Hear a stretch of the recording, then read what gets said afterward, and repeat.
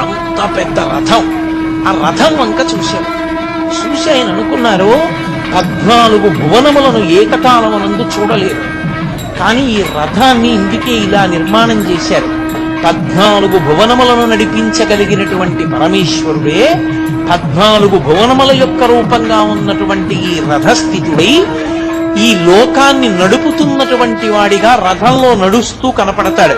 అందుకే అరుణాచలంలో రథోత్సవం జరిగిన నాడు దర్శనం చేయడం అంత గొప్పదైంది అని భావన చేశారు. వెళ్ళి మళ్ళీ తపస్సు చేసుకుంటుండగా ఆయనకి చీకటి పడిపోయిన తర్వాత బయటికి వస్తే కొంతమంది మాటలు వినపడుతున్నాయి.